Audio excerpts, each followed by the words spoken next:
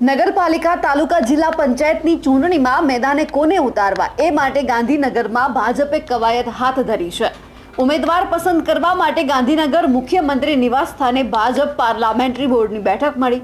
ચૂંટણી મેદાને ક્યાં ચહેરા ઉતારવા એ માટે મોડી રાત સુધી કસમકસ પણ ચાલી। નમસ્કાર, નિર્ભય ન્યૂઝ સાથે હું છું રીતિ। પાલિકા પંચાયતની ચૂંટણીમાં ભાજપની જીત નિશ્ચિત છે એવો દાવો ભાજપ કરી રહ્યું છે અને કોંગ્રેસને આ ચૂંટણીમાં રાજકીય ફાયદો થવાનો નથી તે પણ નક્કી છે તેવો પણ આત્મવિશ્વાસ છે ભાજપને। આ જોતા ભાજપની ટિકિટ મેળવવા દાવેદારોનું જાણે રાફડો ફાટ્યો છે એવું પણ જાણવા મળ્યું છે કે મહાનગરપાલિકા, નગરપાલિકા, તાલુકા પંચાયતની કુલ મળીને 2187 બેઠકો માટે ભાજપમાં 8000થી વધુ દાવેદારોએ ચૂંટણી લડવાની ઈચ્છા વ્યક્ત કરી છે। નિરીક્ષકોએ સેન્સ પ્રક્રિયા આટોપીને ભાજપ પ્રદેશ નેતાગીરીને રિપોર્ટ તો સોંપી દીધો છે। તેના આધારે મુખ્યમંત્રી નિવાસ સ્થાને પાર્લામેન્ટરી બોર્ડની બેઠકમાં ઉમેદવારો ફાઇનલ કરવા ચર્ચા પણ કરવામાં આવી। દાવેદારોએ તો છેલ્લી ઘડી સુધી લોબિંગ પણ કર્યું। રાજકીય ગોડફાધરોની વગ આધારે ટિકિટ મેળવવા એડી ચોંટીનું જોર પણ લગાવી દેવામાં આવ્યું। જોકે યુવા અને નવા ચહેરાઓને પ્રાધાન્ય આપવાનું ભાજપે આ વખતે મન બનાવી લીધું છે। નો રિપીટ થિયરી લાગુ કરાય તો પણ વાંધો નથી। 60થી વધુ વય ધરાવતા હશે અને 2 ટર્મથી વધુ વાર ચૂંટાયા હશે તેમને ટિકિટ નહીં મળે તેવી પણ અત્યારે વાત સામે આવી છે। જે ઉમેદવારોની પસંદગીની થશે તેને ફોર્મ ભરવા માટે મેસેજ પણ મોકલી જાણ કરવામાં આવશે। જોકે ભાજપમાં જૂથવાદ વકર્યો છે જેના લીધે પ્રદેશ સંગઠનની રચના અત્યારે ગૂંચમાં પડી હોય તેવું પણ ક્યાંક દેખાયું છે અને આ વખતે ક્યાંક રાજકીય ગોડફાધરોનું પણ નહીં ચાલે તેવું પણ સામે આવ્યું છે। કારણ કે જો સૌરાષ્ટ્રની વાત કરીએ તો અમરેલી, રાજકોટના નામી કાંડ અને પાટીદાર નેતા જયેશ રાદડિયાનો વિવાદ, આ બધું પણ એમના ચહિતા લોકોને ટિકિટ ન અપાવી શકે તે માટે પણ ક્યાંક કવાયત હાથ ધરાઈ હોય તેવું પણ સામે આવ્યું છે। કારણ કે જે રીતે આ વિવાદ થયો એટલે જે માનીતા ચહેરા હોય છે તેમને ટિકિટ નહીં મળી શકે તેવી પણ વાત સામે આવી છે।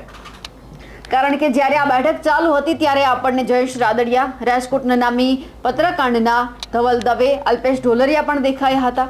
હવે સવાલ એ છે કે જ્યારે ટિકિટની વહેંચણી કરવામાં આવશે એટલે લોબિંગ તો જબરદસ્ત હાથ ધરાયું છે। ગોડફાધરોએ ઉપર લેવલે રજૂઆત પણ કરી દીધી હશે કે આ વ્યક્તિને તમારે ટિકિટ આપવાની છે। તેમ છતાં ઘણા બધા નેતાઓ છે એમણે એવું કહી દીધું હશે કે આ વ્યક્તિને તમારે ટિકિટ નથી જ આપવાની। એટલે ક્યાંક ને ક્યાંક જે કસમકસ ચાલી રહી છે, કોને આપવી કોને ન આપવી, કયા માનીતા ચહેરા આ વખતે ચૂંટણી લડશે તે પણ અત્યારે વર્તાઈ રહ્યું છે અને ક્યાંક ને ક્યાંક ફરી એક વખત જ્યારે ટિકિટની વહેંચણી કરવામાં આવશે, જે વ્યક્તિને, જે ઉમેદવારોને મેસેજ આવશે અને જ્યારે નામ જાહેર થશે એ પછી પણ ભાજપમાં ભડકો થવાની શક્યતા છે। કારણ કે ઘણા બધા ઉમેદવારો એવા હશે કે જે આશા રાખીને બેઠા છે કે એમને ટિકિટ મળશે અને જો ન આપવામાં આવી કે ન ફળવાય તો ક્યાંક ને ક્યાંક ભંગાણ પણ થવાની શક્યતા છે। ક્યાંક ને ક્યાંક જૂથવાદ પણ ચરમસીમાએ આવે તેવી પણ શક્યતા છે।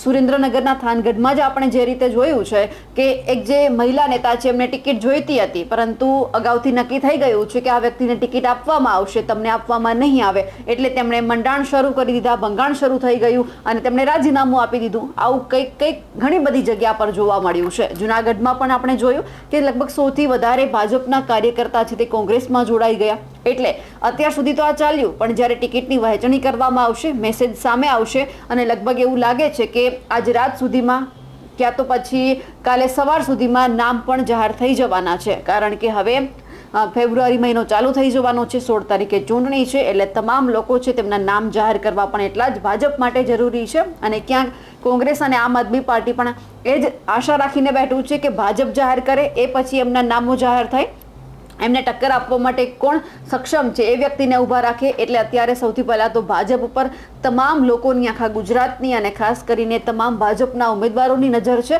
કે અમને ટિકિટ મળશે કે પછી કોને મળશે।